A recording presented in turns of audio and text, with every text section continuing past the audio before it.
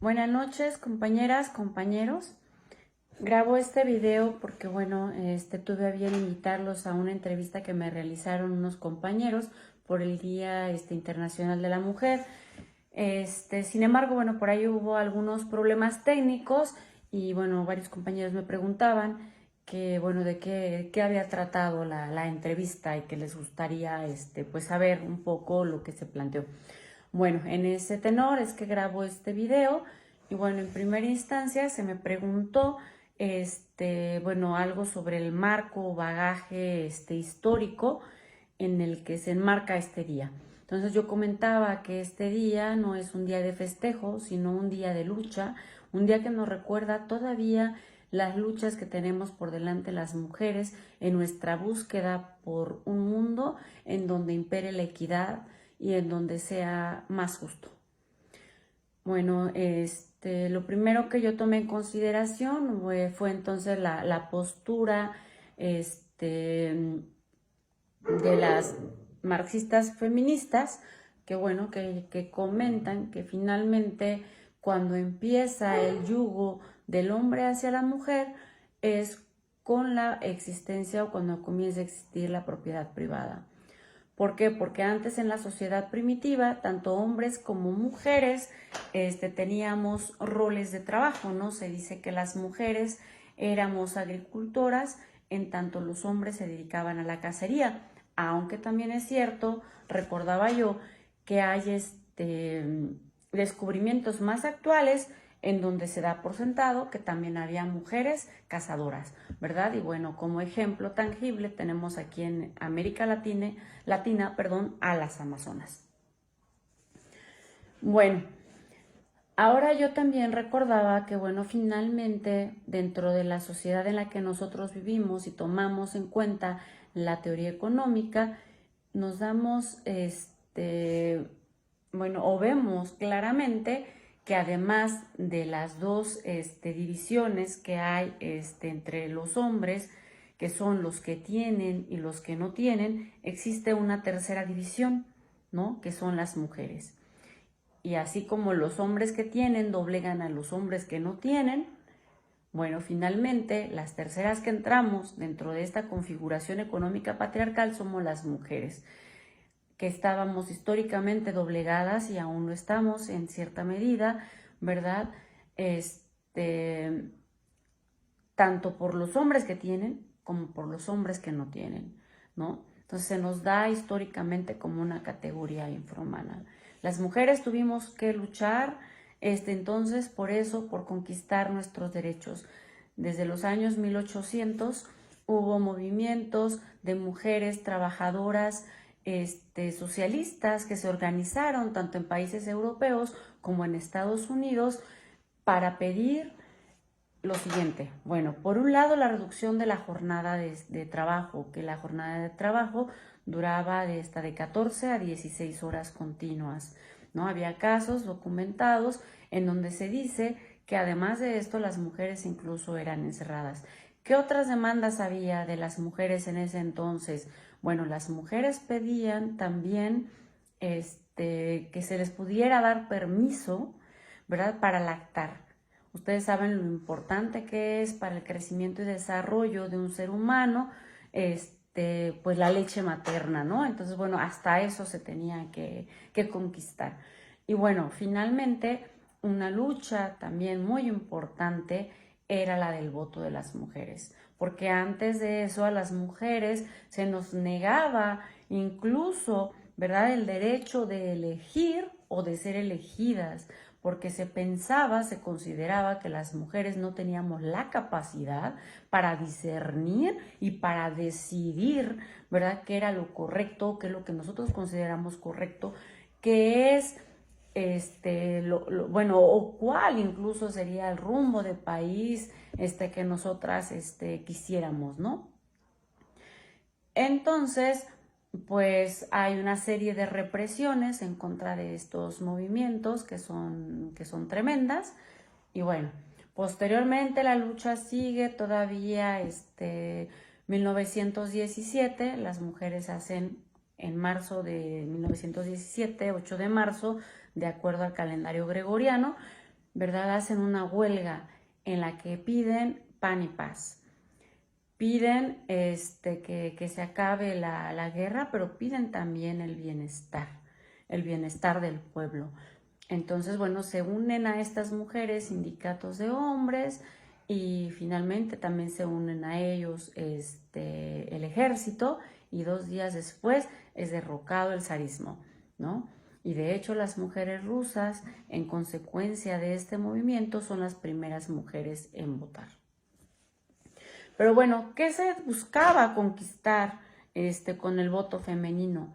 Se buscaba conquistar el hecho de que se aceptara la razón de las mujeres, la capacidad de las mujeres, y que se considerara a las mujeres como ciudadanas al igual que el hombre y no en una categoría inferior. Entonces, bueno, yo comentaba, esa lucha se ganó, pero nos quedan muchas luchas por delante. Y cada 8 de marzo es una remembranza de las luchas que tenemos por seguir. ¿Como cuáles? Recordaba yo, México lamentablemente es un país en donde vivimos mucha violencia a las mujeres. Muchas de manera directa y otras de manera indirecta, o lo hemos visto a través de conocidas, o bien a veces ni siquiera nos damos cuenta de que estamos siendo violentadas, ¿no? Porque hay violencia que es tan sutil y que está tan presente que lamentablemente tendemos a normalizarla. ¿Cuáles son unas de las luchas más importantes que tenemos ahorita las mujeres?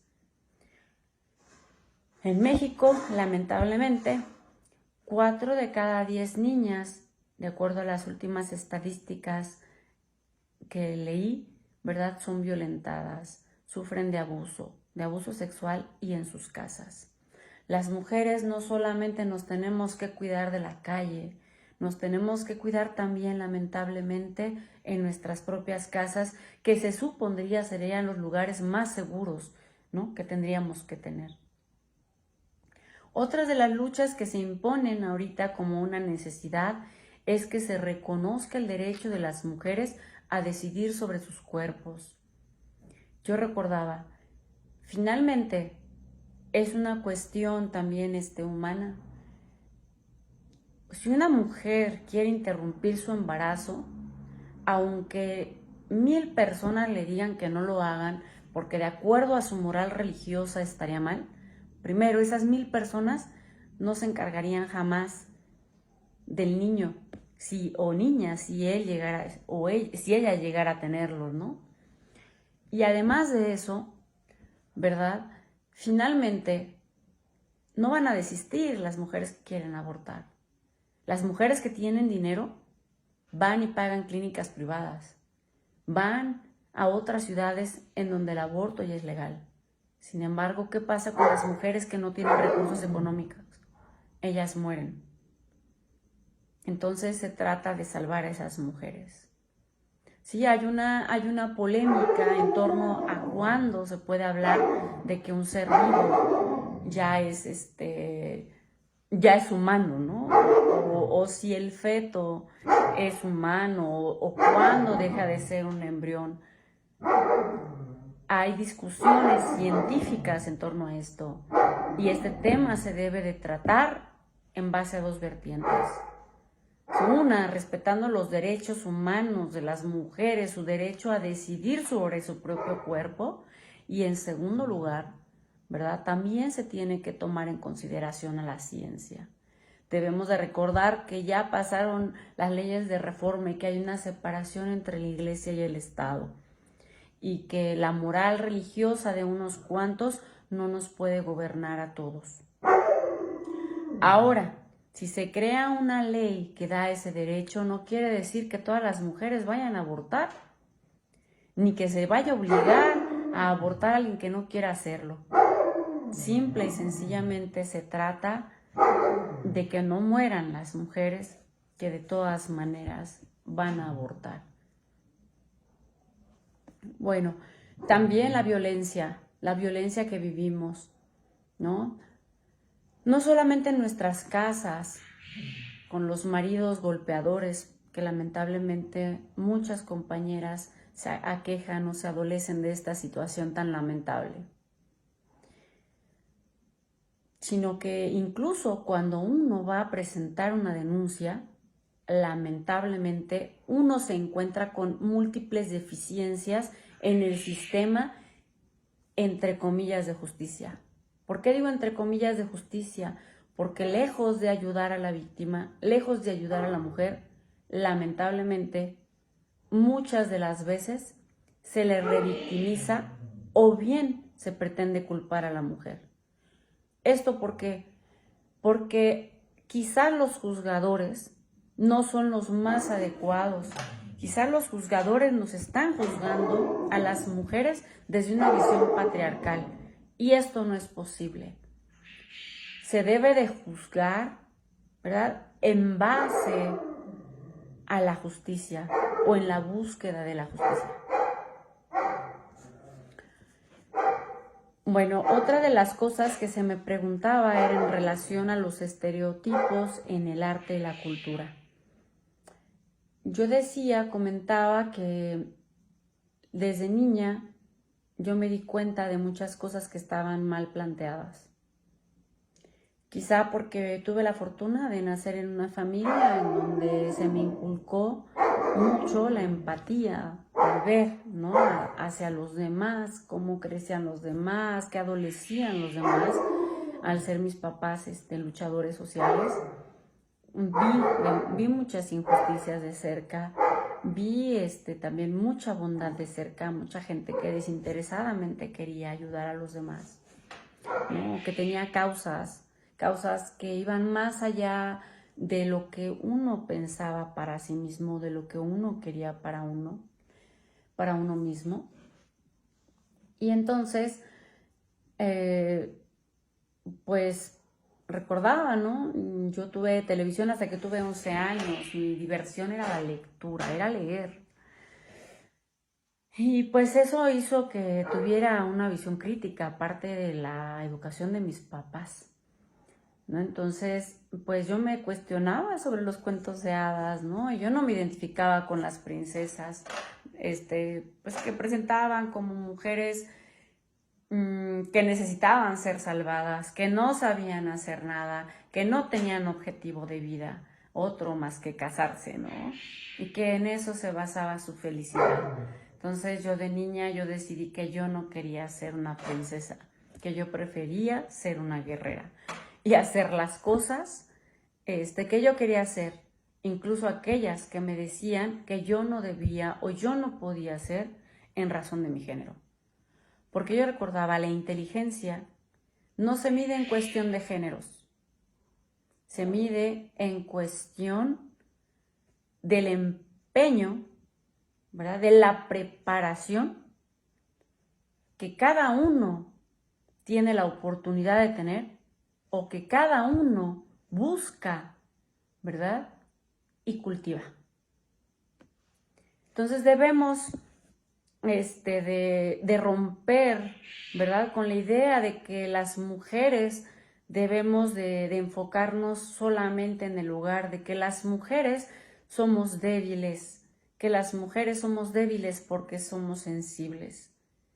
Y de hecho aquí viene una de las cosas que a mi juicio daña el patriarcado, ¿verdad?, o el machismo, incluso a la parte masculina. ¿Cómo? Negándoles, ¿verdad?, la sensibilidad, negándoles las emociones, cuando esto es parte constituyente del ser humano.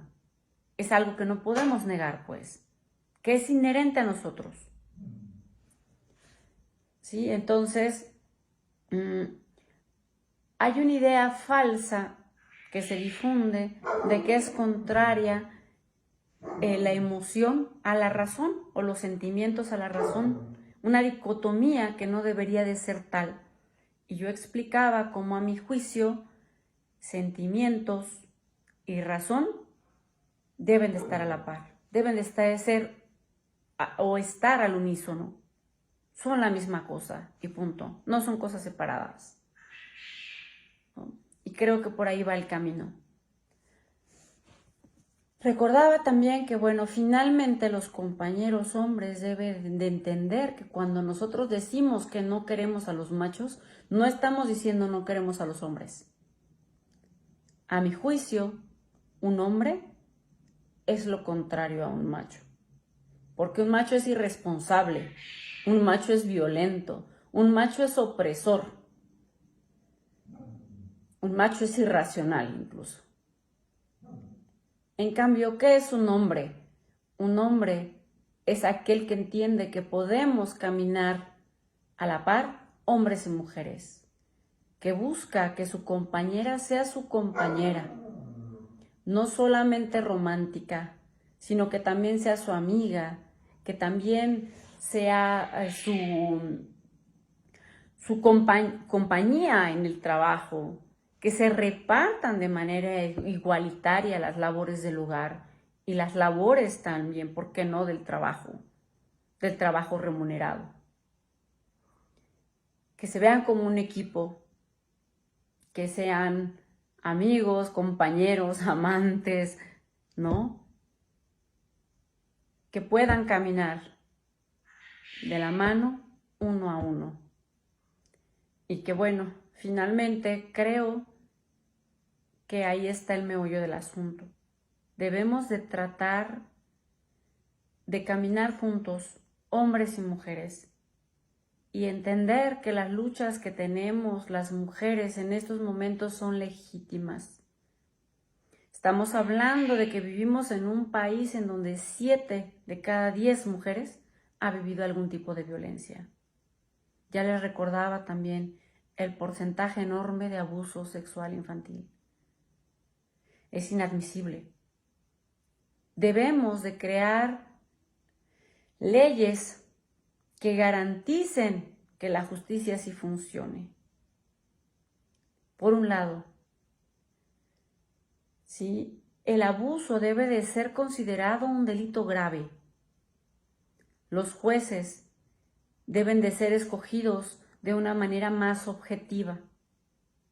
Los magistrados igual, y los servidores públicos deben de entender que su función es servir, no servirse y no agredir, que deben de buscar la justicia, por sobre todas las cosas. Entonces, bueno, grosso modo, mi participación quedó resumido en lo que les acabo de comentar ahorita. Fue un momento breve, pero muy agradable. Y pues bueno, reitero mi compromiso, ¿verdad?, con las mujeres y en la búsqueda de la justicia. Espero que en un día no muy lejano podamos vivir en un mundo en donde reine la armonía entre los hombres y las mujeres, como debe de ser. Armonía que obviamente debe de estar también basada en el respeto. Debe de cambiar la forma en cómo lamentablemente es vista la mujer hoy día, cual objeto. Y les comentaba a los compañeros también lo siguiente: si bien es cierto que la mujer ha sido cosificada históricamente, también lo es que a la hora actual el hombre empieza a ser cosificado. ¿Por qué? Pues porque en la sociedad en la que estamos viviendo, lamentablemente, todo está en venta. Todo, incluso el ser humano. Y debemos entender que el ser humano no debe estar en venta, ni tampoco su dignidad. Muchas gracias. Bonita noche.